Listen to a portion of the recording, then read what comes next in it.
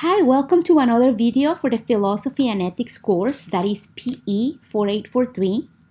In this video, we are going to be discussing the assignments, and you have different types of assignments. I will be talking about all of them throughout this video. Just know there are assignments, discussions, course evaluations, quizzes and exams, case studies, self-evaluations, student presentations, and your social activism research project. So in the first place, let me break down your assignments. We are going to have what's called 3-2-1 assignments, alphabet brainstorm assignments, headline assignments, SIT or SIIT assignments, and evidence blogs.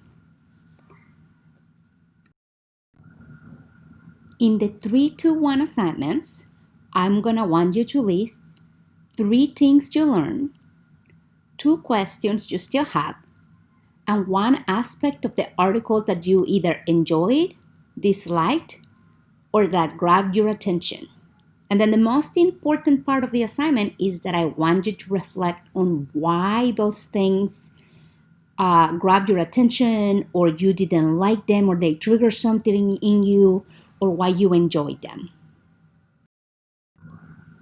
In the alphabet assignment, what you're going to do is you're going to list the alphabet from A to C, and then you're going to use 1 word that's related to the reading that starts with that letter, and define the word and explain how it relates to the reading. So the word does not have to be found in the reading. It has to somehow relate to it. So you can make connections, you can make analogies. The meat and potatoes of this assignment is on the explanation of how that word relates to the reading. And you cannot say B as in Black Lives Matter because the article is about social activism. You have to give me more than that. So really put effort into explaining how the words go with the reading that was assigned that day. You're also going to be doing a headlines assignment, and this is probably one of my favorites. And this is where you create a headline that captures the essence of the article. Now, it must be different from the title of the article, so no cheating and no plagiarizing here. That's important. And it must contain subjects and verbs, be less than 12 words and 3 sentences. And then, in addition to the headline, you're going to have to provide an explanation on how you arrived at that headline. So, show me your thinking. There will also be an SIT assignment, which is where you outline something, an idea or a fact that was surprising to you, one that was interesting to you, and that one that was troubling to you. And of course, you're going to have to explain why each idea was surprising, interesting, or troubling. The last type of assignment that we are going to work on in this class is going to be an evidence log. That is, I'm going to give you a statement, and then in the articles that are assigned for you, you're going to collect evidence and analyze that statement and arrive at your own conclusion, and then either defend the truth of the statement or defend the opposite of the statement or some other conclusion that you arrived on based on the evidence that you collected. It is going to be highly unlikely that our class discussions look like this because of social distancing protocols, but we will have class discussions, and these will be in class most likely unless we switch to an online format, in which case they will be online, and they're going to be about the assigned articles or their corresponding assignments, in which you will tell us what you put in your assignment and why. And your interactions to the discussion, this is the important part, right? What you say in the discussion, it has to add to the discussion. It cannot merely be, I agree or I disagree. You gotta give us the meat and potatoes. Tell us why. And then your attendance is going to be recorded based on the meaningfulness of your contribution. So if you sit there and you're quiet and you don't participate, it's like you didn't show up to class. So please come ready. Please have your discussion materials ready and come to class prepared, having read the articles and having at least reread your assignment. You know those super annoying emails you keep getting at the end of the term telling you to please evaluate your classes? Well, I'm actually going to give you points for finishing those because I long for your feedback. I not only want to know, on a scale of 1 to 5, how do you think your professor did? How is her accent? How prepared was she? I want to know what comments you got, what worked for you, what didn't work for you, what you think I can do better. Because every semester, I want my class to be more kick butt than the semester before. And your feedback really helps me do that. So if you will go complete that evaluation, I will go give you points for this class. There will also be quizzes, a midterm, and a final exam. Those are all going to be on Blackboard using Respondo's lockdown browser. And you are going to have to use BioSig or some other way, whatever the university is using at the time that we take the test, for identification of whoever is taking the exam. At this time of the video recording is BioSig. So anyways, multiple choice, not time, and you can submit as many answers as you want, not as many answers, but as many attempts as you want, and your highest score is what's going to go on the record. There are 3 case studies in this class, and we're going to divide up into groups, and you can work remotely or you can work together but following safe distancing protocol, social distancing protocol, and wearing your masks. I don't want anybody to risk getting infected with COVID or anything else just because of the presentations. So find a way that works for you to work in small groups. And the key here is that they are Pechakucha presentations. And if you're not familiar with what Pechakucha is, go to pechakucha.com. I think you're going to like it. It's a 6-minute and 40-second presentation, and you have 20 images rolling behind you at 20-second intervals, and that's all the time you got. And so they're not slides, it's a video. So we're going to do it in person if COVID allows, or online if COVID does not allow. So be ready to learn something new and exciting, and I'm excited to try it. And you know how a minute ago I was just talking to you about how you were going to evaluate the class and tell me what worked and didn't work? I'm also going to ask you to evaluate yourself.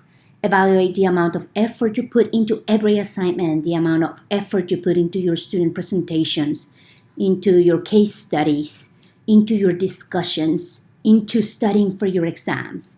And this is not so that I can judge you and not so that I can do anything with it, but it's intended for self-reflection and so that you start identifying patterns into what works for you, your studying patterns and your work patterns, and take something with you about your work ethic in addition to what you learn in the classroom. Earlier, I talked to you about the case studies and how that's a group presentation. You're also going to be doing individual presentations. I call those student presentations in the syllabus, and you're going to do more than once. We are practicing oral communication skills here. And so I'm going to assign you an article or multiple articles at the beginning of the class. You're going to also have a time and a date. And keep these presentations between 9 and 10 minutes. Use Prezi, PowerPoint, Google Slides, Keynotes, or something similar. You get to decide. I strongly suggest that you use the communication center and that you practice. Bring your best work, because you may get the opportunity to redo them if you do it in an unsatisfactory way, because your choices are to take a 0 or to redo your presentation at that point. So good luck, everybody, and bring your best work. Last but not least, we're going to do a social activism research project. Normally, I would have had you do a volunteer project. However, we are in the middle of a pandemic and I don't want you to go get exposed to anything. So I'm substituting it for this new project, and I really hope you enjoy it. I spent a lot of time thinking about it and researching it, and I think it's the best choice. So what you're going to do is you're going to find an athlete who is very active on social media with their social activism. Up the top of my head, I'm thinking Colin Kaepernick or LeBron James for Black Lives Matter, Brittany Grenier and Michael Sam for LGBTQIA rights, Venus Williams or Megan Rapinoe for equal pay, Darnell Duckett or Bo Johnson for Second Amendment, So anyways, study their social media trends for last year. Pay attention to who they are, what they play, how many followers they have, the content and the timing of their posts, what gets the most interaction, and then other relevant social media information. In other words, identify their social media trends for each of their platforms. Now, I'm saying platforms. So don't limit yourself to just Twitter or Snapchat. Go on Twitter, Snapchat, Instagram, Facebook, YouTube. Find them out there. See what they're doing. See where they're at. And then if we're still in classes after Thanksgiving break, you're going to give two informal presentations. That is from your seat. I'm gonna call on you and you're gonna tell me where you're at with the project. That's 2 days in a row. And then on the third day, you're going to do a petakucha presentation.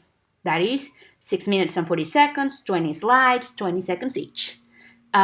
If we are no longer in class, you record the petakucha presentation, and instead of me calling out your name and you telling me from your seat where you're at, 2 times you're going to write 2 reflective journal entries, and you're going to submit those on Blackboard.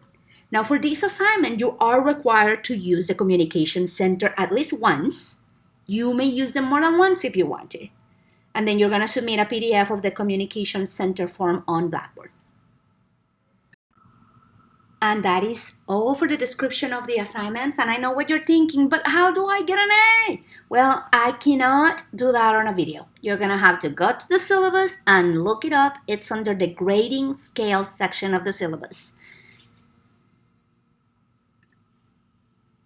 Now, it is going to be the normal way. 90 to 100% gets you an A. 80% to 89.99% gets you a B, so on and so forth. So suffice it to say, I'm going to grade you fairly. I'm going to give you thorough feedback. You can ask any questions at any point, and we will go through all of your assignment, to all of your feedback, to all of your grading. My grade book is an open book for you and you alone. I don't share other people's grades with people that are not, the individual, but still. Yeah, my door is open. Social distancing protocols in place though. Hopefully by now you know how to find me. If you don't, all of my contact information is on the syllabus as well as on claudiaviams.com. There you can also find links to my social media or helpful articles, or also tips and tricks on college at Arkansas State University, or choosing your major, or just college in general. I also have a few life tips in there, like managing money and stuff like that I think are helpful for college students. So go check it out. And before you leave, let me remind you, I adore you. You are the reason I do what I do. I am here for you. Please stay healthy. Please stay safe. Don't text and drive. And I will see you on the next class.